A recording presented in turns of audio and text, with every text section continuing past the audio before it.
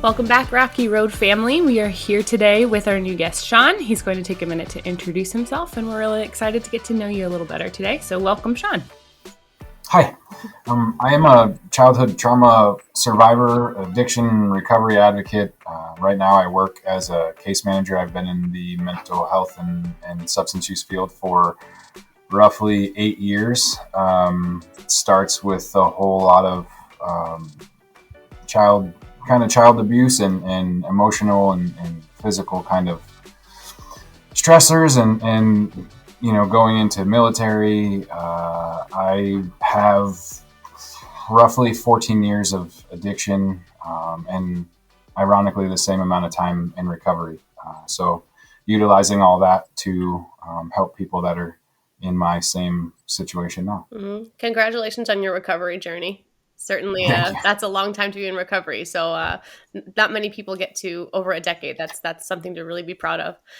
There are so many different kind of spokes of this fork that we could go off of, because you have experience with a really difficult childhood. You have your veteran support that you do, homelessness, you are an author. There's all sorts of different things that we could dive into. But I want to hear, you're at work right now, which is kind of exciting because you're in a work brain. So I want to hear, what is the work that you get to do every day? Right now, I'm a case manager for a drug court program. I believe there are close to 30,000 of them across the U.S. And what that is basically somebody who has significant criminal history attached to substance use disorder, because kind of that goes both hand in hand. So a lot of the times you have to lie, cheat, and steal and do things that you wouldn't normally do to get where you have to go. And so this program focuses heavily on the rehabilitation of criminal thinking aspect, but moreover and doubly at the same time, working on sobriety, building recovery support networks, putting yourself in good places to bolster your recovery time. Absolutely. I mean, they really do go hand in hand. It can be interesting when a lot of people don't realize that, yes, you can rehabilitate yourself, but then when you're put back into the situations that caused the issues in the first place, you're not really rehabilitating the full picture. So being able to work on all sorts of those things at the same time, it must be really, really difficult, but a really rewarding mission that you do. A lot of people say that, that's the first thing is like, man, that's a really hard job. And when you're in it, it's like, no, it's just something that we do. But then taking a step back and like looking at a different case manager, a different aspect, I'm like, wow, it's like you're conditioned to be like, this is just what we do. We help people. And, but when you step back and you look at all the facets, you're like, holy crap, there's a lot of stuff here. It was similar when I did some work in hospice, and it was the same thing. People were like, how could you watch people die all the time? That's so hard. And when you look at it more from the clinical perspective, it's helpful to know, you're just helping somebody at a different stage of their life. So, and I really didn't have, when I chose to get sober, I didn't have a program. I didn't know that there was places that I could go for 30 days and, or, like a respite to do like a spin dry and like try to, do it on my own. I just knew that the situation that I was in at the moment was so dire that like, if I didn't do something, like I was going to end up dead. And for me, that was a big enough jump start, for at least a little while. So I got to know what like maybe a couple years of recovery was. And then I started to DJ and found out that I was really good at that. And along with that comes a whole slew of more drugs and more partying and just not the right atmosphere. So I relapsed for like 4 years just on the party part. But I attribute that small space in time where I did feel better, like after I had originally stopped, I felt better. I knew what it was like to like have my thoughts and think straight. And so I kind of went back to that moment and I was like, you can do this again. You just, you have to just put your nose to the grindstone. And 14, about roughly maybe 11 years or so from that first time. So. I think that's a really important point, that you had the perspective to say, I can do this, where I know, and I've worked with a variety of adults with criminal backgrounds, with drug issues, with struggling with so much, and they just don't think they can do it, and they don't believe in themselves enough because they haven't tasted that health yet, and they only tasted the high, and so they're not able to really conceptualize what health feels like again. Mm. So I'm curious, does that experience, do you share some of that experience with the folks that you work with to give them hope? Can they I feel like we often get stuck. So fear puts us in this place. It kind of sounds weird. It's like putting you in your place. Mm. And you can't, for whatever you try to do, you have to have help to get out of that, because you become comfortable with this spot, right? And if somebody wants to push you to this next level, you get scared and you say, like, I don't know what that feels like. I don't know what success looks like for me. And if I become successful, what does that mean? Now here comes, what if I relapse again? What if I use again? What if I have a bump in the road? And so you can never get out of this rut until somebody shows you, and you can do it. And then the unknown is actually a super safe place, because you're not doing what you were doing before, and putting yourself in danger all the time. So self-disclosure is almost a taboo thing in substance use and mental health field, like, because I think a lot of people don't know how to do it properly, and they oftentimes it becomes about them. So there's a little bit of a transference going on. But I do it in a sense where, if we were working together per se, and you had a situation come up and I could tie it to something that happened to me, but relate it, like, this worked for me, it may not work for you. So let's come up with 3 or 4 things that you can try, and you do those and then come back. And if they don't work, we'll move on to the next one, and we'll work it and we'll work it and we'll keep working until we find something that turns the light bulb on for you. Because that's like, and I think before, when we were doing the thing before, it's the light bulb for me is the biggest thing. It's like to watch somebody, like, the first time that they get it, or they do something on their own and they're like, I really can do this. And I'm like, yes, I know. I'm just trying to pull it out of you and help you, gift wrap it and kind of put you on a better path. So a lot of people will say, like, oh, you do so much work. And it's like, no, I just give the tools and the motivation to be better. And then you literally can sit back and just watch it happen, and kind of, if they start to go off the path, you kind of bump them back on it, and allow them to make mistakes, and allow them to find their own way in a safe spot. So in a way, you're basically the bumpers in the bowling alley trying to keep somebody on the same path. Yeah. Yeah. What the analogy that I always use is like, you're driving the car, I'm just the GPS. And sometimes, as we know, GPSs stop. They tell you to take a wrong turn. They may send you to a completely different spot. But you're driving the car. So you don't necessarily have to listen to the GPS. You just have to make sure that you're going to get to where you're going. Right. That's an analogy a lot. Yeah. And I think I've heard this before too, and I'd love for your thoughts on it too. Somebody was told recently that I heard that it wasn't the fear of success that was the problem. It was the fear of the responsibility of success. Yeah. And just having that weight of the responsibility of what does that mean? In this person's case, it was, business, but in the people's case that you're working with, it could be their family or their house. And, if getting clean and sober may mean that they're going to have more bills because they're going to be paying rent and they're going to be living. And so that fear of that responsibility is really kind of what keeps people down versus actually wanting to succeed. I think everybody innately wants to succeed. They just don't really know what that looks like. So that responsibility is what can be scary. And it goes back to the whole, like, what does this look like for me?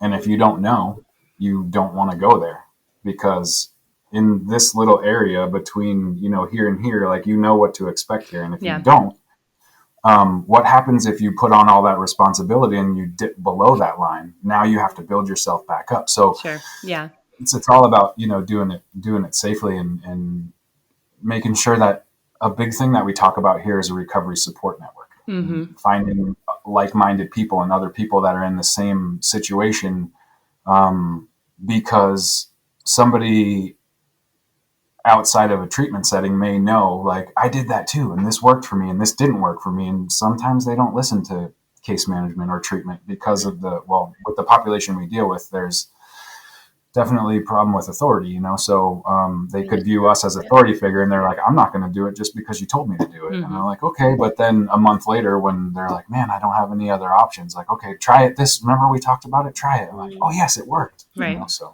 And then having the unique ability to not be like, I told you so, because that is, again, so harmful, but say, okay, now are you ready to try this that I offered a month ago? And then being unconditional positive regard and saying, I know you weren't ready before, but here we are. Not, see, I told you, and putting them down for making the decision that you knew would heal them in the first place. Yeah, and I think this is a good spot to say that, like, clinicians, case managers, everybody in this field, just because we talk to our clients about the right things to do doesn't mean that we know them either. And like, we may talk about this in a minute, but I did the first book in 2018. It came out. I was afraid. I was scared. A lot of tears hit those pages. I didn't want to write it, but I knew that at that point, if I could get my point across and I can get my story out there, that there had to have been other people, that have gone through the same thing who are going to resonate with that. Mm-hmm. Can you share with us the name of that first book in case they'd like, we'll link it all in the show notes, but can you share the name of that? Yeah. It's called Boys Do Cry. And you can find it on Amazon right now. So about 6 or 7 months after that book came out, the woman who compiled it, Michelle Kadanak, she said, you have like 4 or 5 books inside you, and we just need to iron them out. And I'm like, it's not going to work.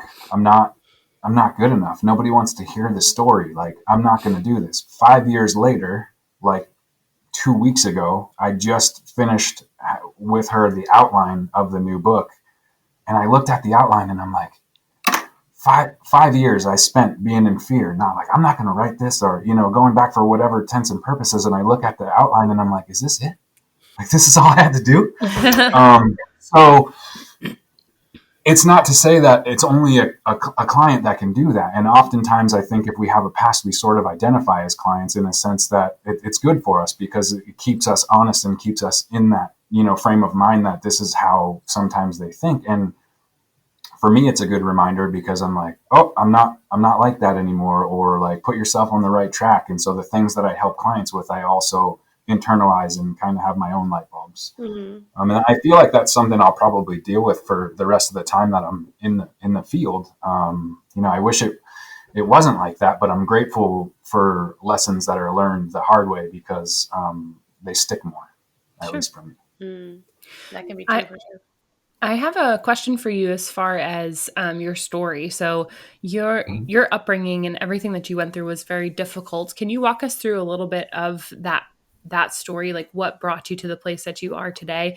And then follow up from that, my question is, how do you feel that helps you in using those really difficult experiences to relate to these people that you're working with and to almost kind of get in, that foot in the door of, hey, I've been where you are in some regard? I guess this is the most important part, right? Because the abuse and the neglect and the emotional and mental and like all those abuses, it's a generational thing, right? My great-grandfather did it to my grandfather. My grandfather did it to my dad. My dad did it to me. So I will get into that. But the catalyst for this whole thing is that I broke the cycle. I mean, I had a daughter. I didn't have a son. So I can't say if I had a son, like, probably be in the same spot, but maybe it would take me longer, right? But that's the biggest thing to notice is that much like ailments or anything like that, this stuff is just passed down. And if you don't stop and you don't take a minute to really realize, like, hey, this is what I'm doing, it's going to continue. And that was pretty much proven with my dad. So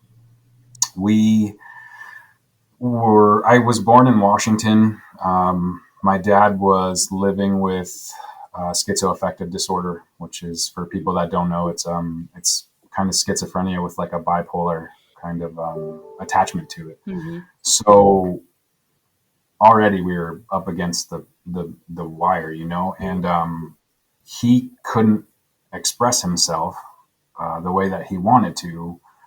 And oftentimes that came out in physical abuse for me.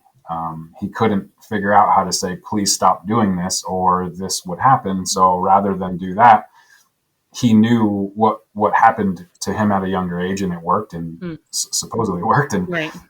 kind of, so he just perpetuated that, and it became sometimes him just sitting on top of me and just like punching and just kind of sitting like this, and trying to weather that storm, knowing that he was going to realize at some point what was going on. So he would then stop, and he would turn into this nurturer. And that screwed up my head, because the person that says they love you the most is the one that's causing the most damage. Yeah.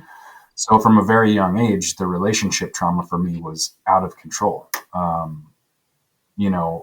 How does a 7-year-old kid who's supposed to love his father and have that reciprocal relationship, how do you go through that knowing that everywhere in your house is eggshells? So the physical abuse started very young, and it continued up until 17 years old. Multiple, different scenarios. We had DCYF involvement, I think 3 separate times, and each time it was either horseplay or, just gone a little too far. Some of the investigations were, my dad was a master manipulator. That was like his, for whatever it's worth, his favorite thing to do.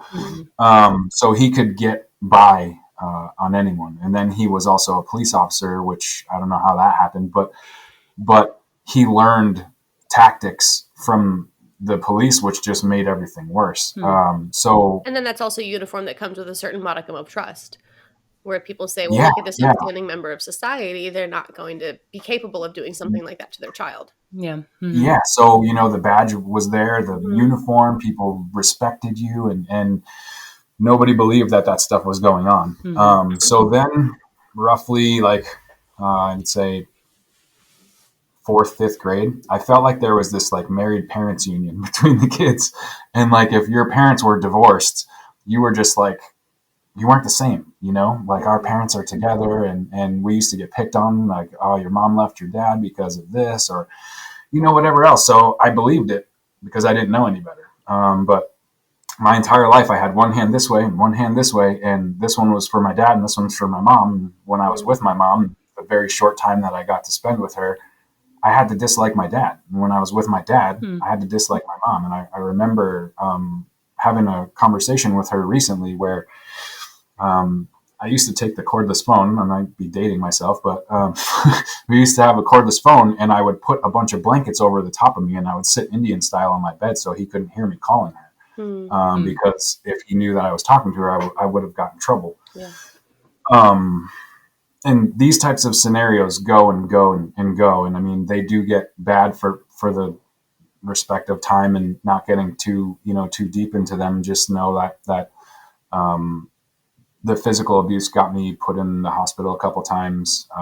It got really bad, to the point where me having just a regular friendship, like if we were to meet each other and like just to be friends, people would think I'm a flake. People would think that I don't follow through on my word and all these other things, but it was just the relationship trauma. I didn't know how. And then put me in a perspective of having a relationship, and there was this rug pulling phenomena, which is like, you think that everything's okay, but my dad would just rip this rug out from under you, but then he would come back, and there's that codependent type of relationship. Yeah. He would do something to harm you and then do something to make you feel loved again, and going back and forth. And my whole life, I'm like, which one is it? Like, what are we doing here? And that's so much harder too as a young child, because you're building your foundation of relationships on that since it started so young. You're not able to have experience with relationships to be able to see and notice those red flags. This is what your foundation was built on.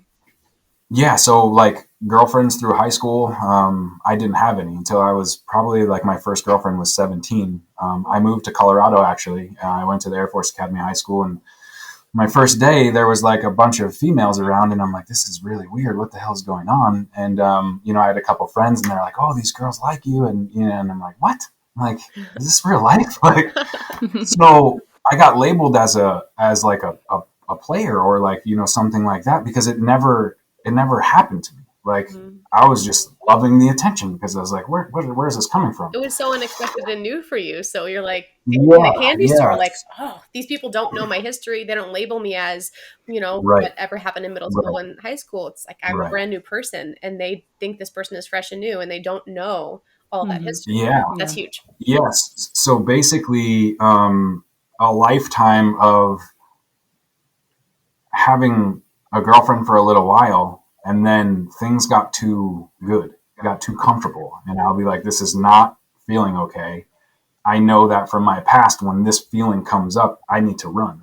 So I ran Mm. from every relationship that I've ever had up until like 6 or 7 years ago. I ran into while I was dating somebody in a situation, and we kind of ended it on good terms, obviously, because I knew I was like, if we don't stop this, like something bad's going to happen. So coming full circle, I've gone through a bunch of therapy and basically fixing those relational traumas and working on the past trauma.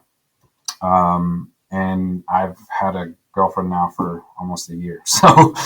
So that's like, for me, that's one of the biggest things, because I'm proving to myself. And I think it goes to your point, Kristen. I'm proving to myself, like, you can change. And I'm never going to talk to people about this, like clients or whatever, about this situation, but I can just tell them, like, if you do work hard enough and long enough and put the hard work in, you will change. It will just take time. And again, that goes to the last question that you had about how do I feel it helps. I don't talk to these guys a lot about childhood trauma or anything like that, because it's just, I know it. Like, people who are in the criminal justice system have a lot of aces. And if they don't, they have a lot of trauma related to where they lived or how they, did that. So I focus a lot on just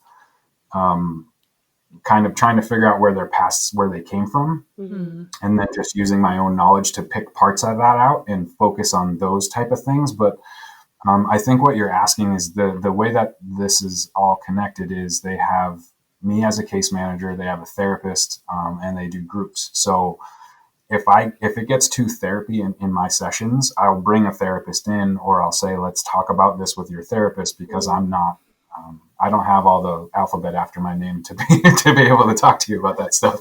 So it's helpful in a sense that I can help them understand why addiction happens, and use their past to say, this is the thing that perpetuated you into addiction. So work in therapy to rewind some of that stuff and find out the key points where these things happen, so that you can then uncover them. And I promise you that if you do that work, over time, it'll help out. That's incredibly empowering and validating, I'm sure, for them as well. I want to backtrack about 30 seconds because you mentioned ACEs, and I know that Mandy and I know what this is, but I'm not sure some of our listeners are going to. So I'm going to quick do a 3-second ACEs. It's an adverse childhood experiences survey that I think it's about 15 to 20 points. It's not very long, but you basically rank, or you put a point for an experience that you relate to. For example, it's, did you have an incarcerated parent? That would be a point. And you would add up your score, and then the research study, and it was a couple of years ago that it really started to come out that this was a continual research. The higher your score, the more likely you were to have certain behaviors. And they measured it in relation to some health outcomes as well. And so the higher your ACE score, the more likely you are to have addictions, different health things such as like smoking, your mortality was affected, all this stuff. There's a really cool TED talk that I'm going to link in the show notes too, that explains what ACEs are in a really nice little package, in case our listeners are curious about that. But I'm glad you brought that up. Yeah, I did the test and I had 7. There's 10 of them. It was a study in the early 90s, maybe 94, by Kaiser Permanente in California. And I did watch a similar kind of TED talk where they did studies from the poor side of a city, or the less fortunate side of a city, and the more fortunate side of the city. And they found that the death rate was, like, on the less fortunate, they were dying like 12 years younger than the more fortunate. So ACEs plays a lot because that adverse childhood experiences you don't think, but like there's a book called Trauma, like the body keeps the score. Yeah. And it really does. Like you can have lung conditions, you can have stress, and like there's so many like mental health and physical responses to those ACEs that it's incredible. So I hope that people do check out the TED Talk, because it's just, if they are experiencing their own stuff, it will help them really understand like the power of fixing yourself. What was your light bulb moment? Like what part in your life all of a sudden just clicked and you realized, I need to do something about this, or this is not going to end well? There's a part in the book, and I guess I'll do a spoiler, but just a nice little surface level overpass. Yeah. Read the book. A flyby. Yeah, right. I had gotten a $50,000 life insurance policy from my dad when he passed away. I was 21. 25,000 of it went to a vehicle, and the other 25,000, I don't know if you guys are familiar with Pueblo, but I went to Pueblo and spent $25,000 of it on meth, and got hooked in with the wrong people, really deep into that whole situation. And I found myself running from basically a cartel. I don't mean to make it sound like El Chapo and stuff, but I mean, I guess if you were deep enough, it could have been, looked at like that. But I went to my girlfriend's house at the time, and I told her there's people looking for me, and if I don't, hide here, I'm probably not going to make it through the night. Well, I forgot that they knew where she lived. So I'm inside of a closet, pretty much like wrapped, knees. I have a backpack in there. I grabbed a bunch of like jackets and stuff off the hangers, and I just covered myself and just in there weeping like a little kid, and brought me oddly back to like I saw the last 20 years flashing, like what's going to happen? What if and then there was a knock on the door. I heard guns. I heard Spanish. I heard my own breath. Going back to that moment, it's just like, it's like ingrained in there, it's like a negative from like vividly. So she was smart enough to know to tell them, she hadn't seen me and all this stuff. And the door opened up. She pulled all the jackets off, and she's like, "You need to get out of here." Like So I grabbed my backpack, went off the second story balcony. It was snowing out, so I just jumped off the balcony, and the bus station was 4 miles away.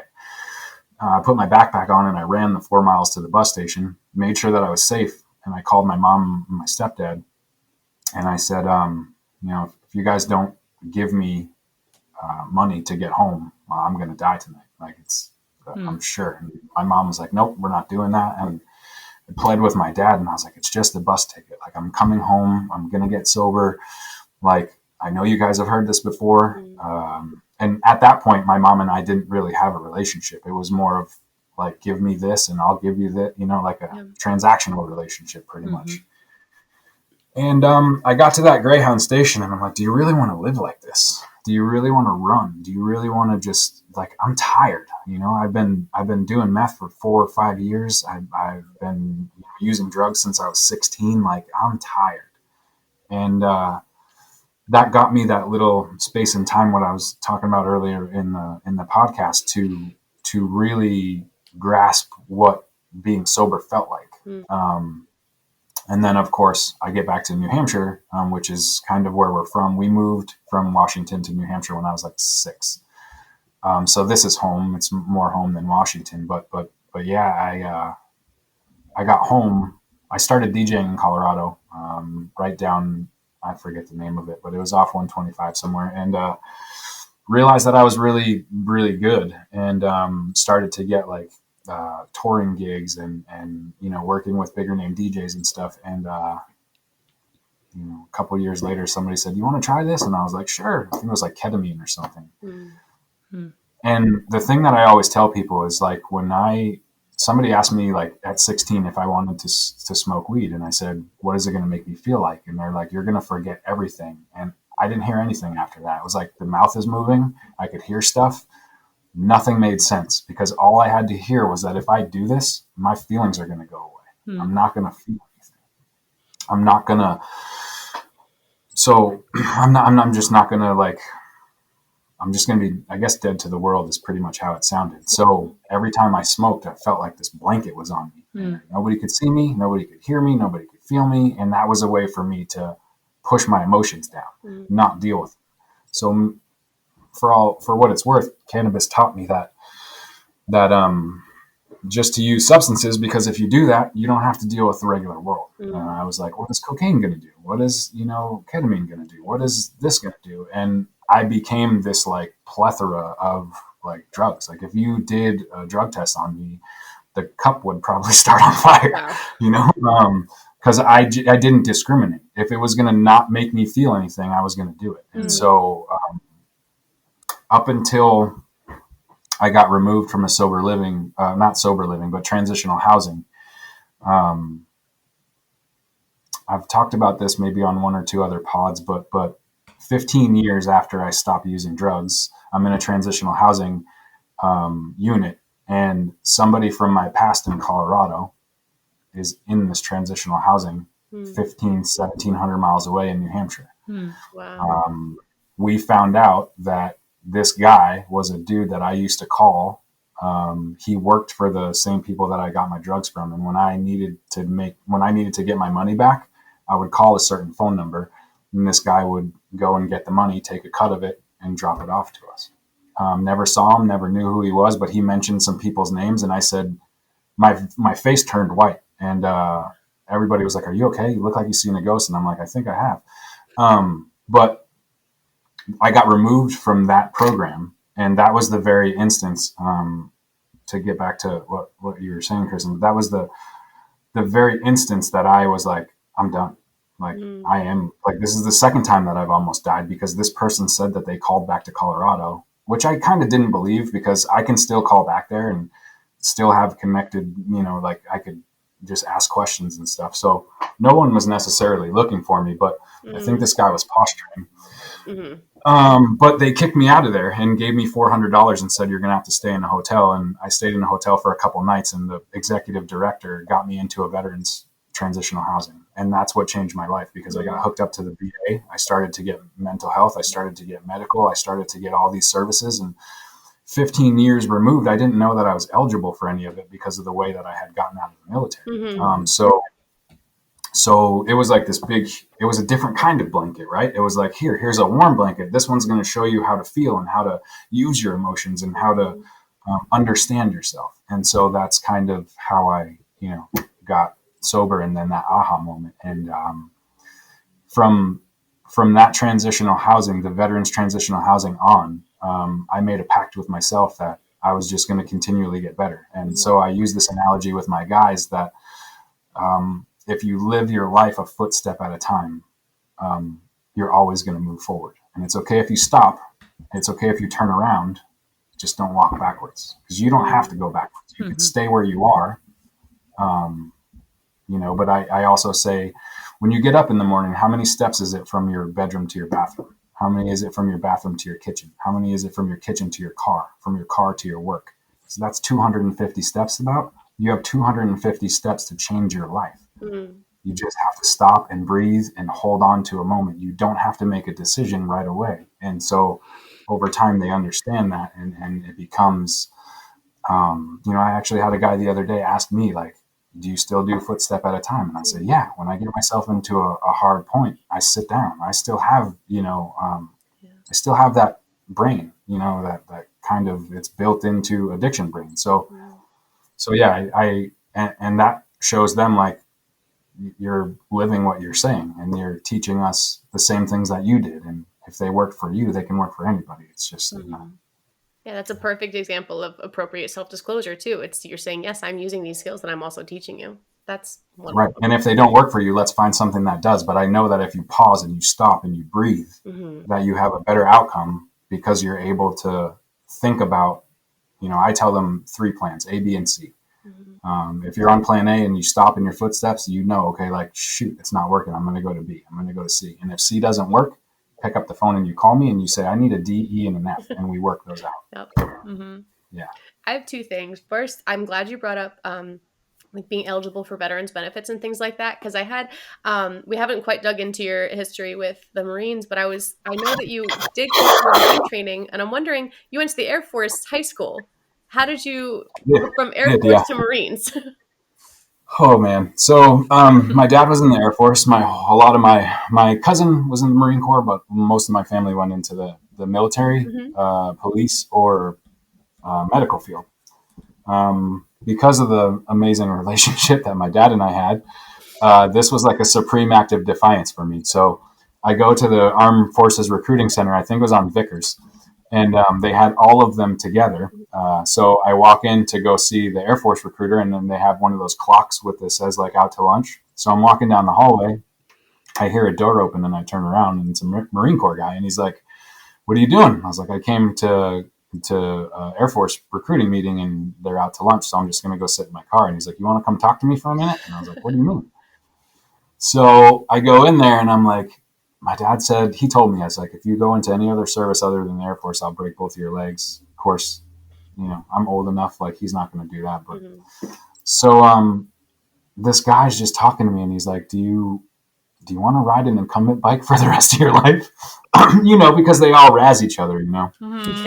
Yeah. Yeah. all the military makes fun of like all the other military. So I say, you know what? Screw it. Let's do it. So I became a poolee at that point, which is a little like group before before you actually go in and do MEPS, and MEPS is processing center and all that stuff. So I go home and I tell my dad, "Dad, I'm not going in the Air Force." And he was so pissed. And he was like, "Well, what are you going to do? Is you going to go to college?" And I'm like, "I'm not smart enough to go to college. I'm going to go in the Marine Corps." And he was telling me left, right, up, and down, "You're making a bad mistake. You're going to regret this." And I'm like, "No, I'm not. I'm standing on my own 2 feet. I'm 18. I make my own decisions." And within a week of getting into boot camp, I had the pillow over my head, tears coming out of my eyes. God, I should have listened to him. Oh, jeez. Greatest part about the military, and I got removed from the military, and I'm okay to say that now.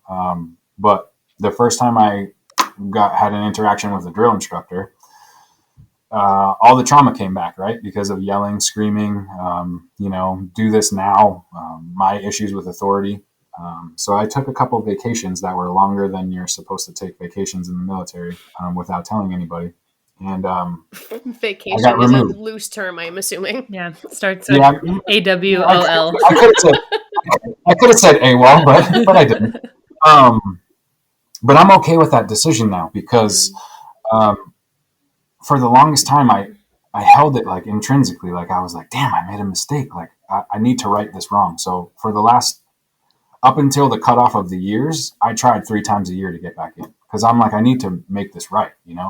Let's wait for the regs to change. Let's do things differently. And I can say this now, and it makes a lot more sense. But I equated the military with my father, and so what did I do my whole life? I ran. So I was like, well, I'm out of here. Coincidentally, the guy that I went AWOL with was his girlfriend was living at the University of Texas at Austin. And so we spent a month living in a dorm room at the University of Texas at Austin while I was AWOL from the military.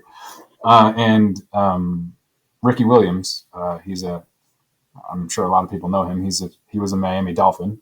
He was at the school at that time.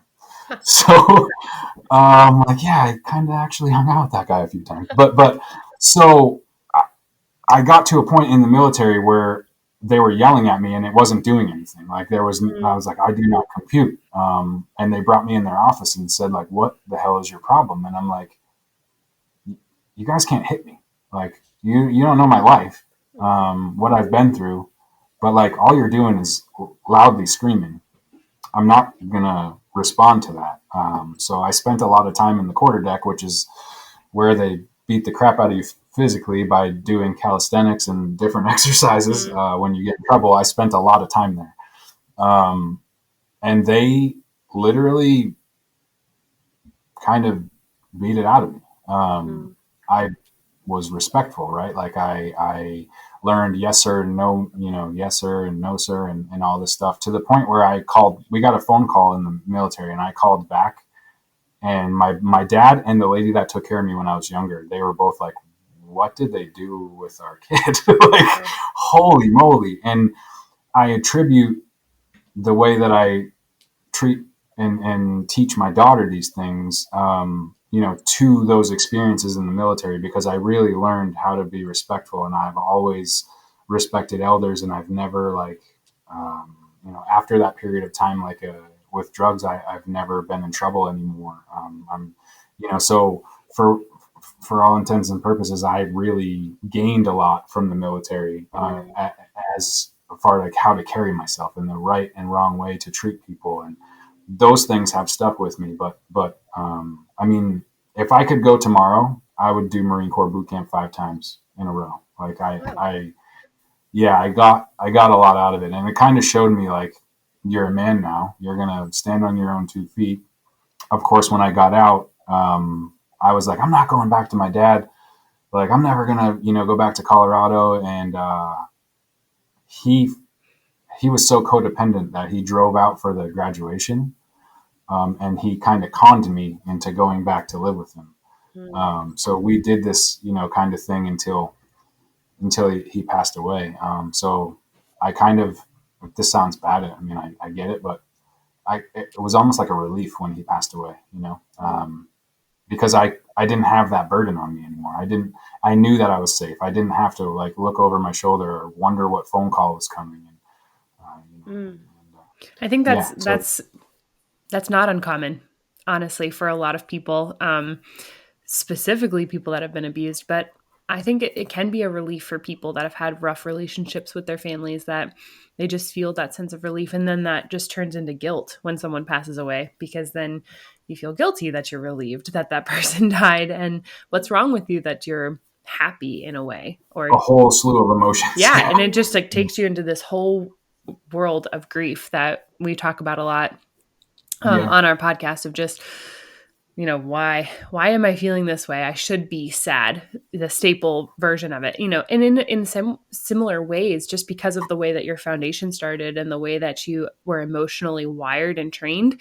It was the same thing with the authority in the Marine Corps. They were screaming at you, and in a way it's like, why is this not affecting me? It should affect me. That's the point of why they do it. And it's not, it's just like water off a duck's back, just like wash it off. So you kind of have to relearn, how is this wired in my brain? How do I unwire it and rewire it? And how do I accept just the way that you are because of the way you grew up? Present day, it's been like 8 years of just like constant and consistent work. And so I guess leaving that whole situation with this mantra, that I'm in a constant and consistent pursuit of who I can be. So that I always take myself from the person that I am today and have a little check-in with myself and say, what went wrong, what went right, and what can I do tomorrow that's going to make me a better person? Or what am I going to be able to show somebody, that's going to help move them forward. Mm-hmm. So just constant and consistent pursuits of just being a better person. Constantly consistent. That makes sense. Constantly consistent, changing, and like you said earlier, one footstep at a time, just to get through it all. So, well, you are a great story, as we see it coming from trauma and childhood trauma and addiction and all these things, and now you're using it for the good of the community with what you're doing in case management and supporting these people. I know a lot of people in the world cannot do what you do. And I know that sounds cliche and it sounds, oh, I can't do this, but it does take somebody to do that. And, as a music therapist, for myself, I had to go into all these different populations. And when I was in some kind of psychiatric, whether that was inpatient or outpatient, for me, it was incredibly difficult. And I just knew coming out of it, I'm like, I cannot work with this population. I'm just not gifted in that way. So I found, hospice work, which is what worked for me. So I say that just honestly to you, that it's not something that everybody can do. And using what you've gone through and all of your training and abilities is just a really great thing to see, that, your sobriety and your book that you've published, and now another book that's coming out, and this story that you're continuing to share, to use what you went through for good. And so that's really, really great. And we thank you for that. Really do. And we thank you guys for platforms to be able to talk about this stuff in a spot where hundreds, thousands, millions of people can go to a place and just pick something and listen to it. And maybe something resonates and maybe it doesn't, but maybe they 6 months down the road remember, oh yeah, I heard that on a podcast or something. So it takes a lot of like courage and stuff for it to do on our side, but it takes special people to get down to the nitty gritty of people's lives to be able to help other people. So in a weird kind of full circle way, it's like a great kind of partnership. Yeah. I think I also too want to just say like it opens, I think when you share, it opens our eyes. My ex-husband was military, and I didn't know specifically people that went AWOL or something, but you know about it, you hear about it, and you just prejudge it. You just think that it's something that, these people are really messed up. Like you do not want to go near these people. They are, are totally different. So you just opening up and sharing your story about why you went that direction and the trauma that kind of led you to do that.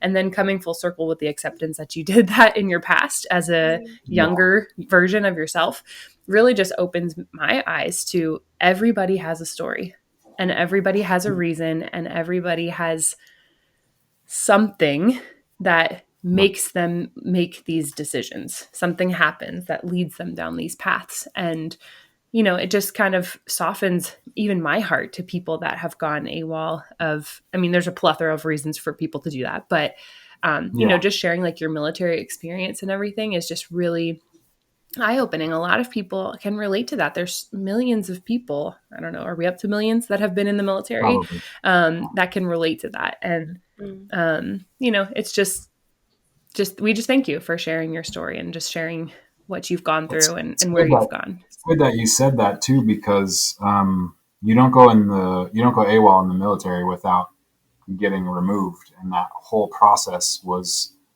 so much more trauma than I really wanted.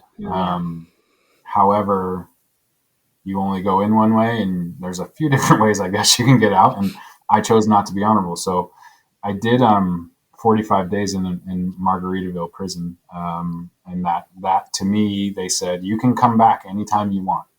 If you want it, you talk to your CO, you can come back. We'll put a strike on your record. You finish your 4 years, everything is done. And at that point, I was like, you know what? You guys have already done enough damage to me. I'm going to do this 45 days standing on my head, and I'm going to just wave at you out the door. So again, like I was scared to tell people, what are people, I've gone on military podcasts before, and I'm like, well, I got to tell you something. Like, I don't know how you're going to, but they reacted just how you did. And more people react just how you did because it's a therapeutic setting, and people have different reasons, just like you said, for doing, what you do. And had I not got out when I did, there was a couple of things leading up to that I wouldn't be in the chair talking to you. So things happen for reasons, and, whatever the outcome is, I'm just grateful that it had the trajectory for my life that it did. Absolutely. And it's brought you full circle to this place from, what we can see of just a healthy place that you're able to help people and support people through that. And we just are grateful for that. So our main modality for healing is music, obviously being music therapists. So we always ask our guests, is there a specific song or album or something that maybe identifies a difficult part, identifies part of your healing, maybe something that you listen to on repeat when you were maybe on your sobriety journey? Is there one song that you feel the listeners would help to get to know you a little bit better? Full disclosure, mine changes every 3 months. So you could probably have a whole playlist to share with us. But is there one song that really says Shaun? Yeah. One person. I spent a lot of time listening to Matisyahu when I was going through recovery. I grew like an attachment to this guy because he was a certain type of I think he was Hasidic Jewish, and he had left that type of thing because of drugs and, and whatever else. And I really resonated with him. And, one day he was coming to Massachusetts, and I was like, man, I'm going to go to that show. And I didn't realize there was VIP.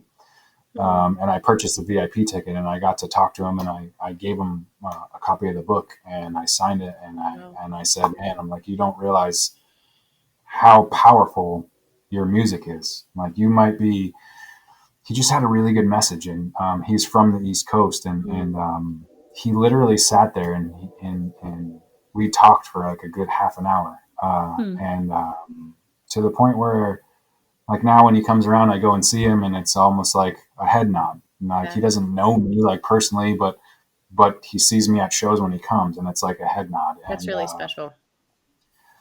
Yeah, because, like, I don't think you understand, like, telling him, like, I don't think you understand just what you do. And he says, no, I do. This is like, you can reach a bunch of people. So many people tell me this, but even him, he's like, I still don't know how it happens. And I'm like, well, you don't need to know. Just keep doing what you're doing. So Modest Yahoo definitely got me through some hard times. And if I would say music, there's just so much because of the DJ realm. But yeah, I would say throughout my journey, I always attach myself.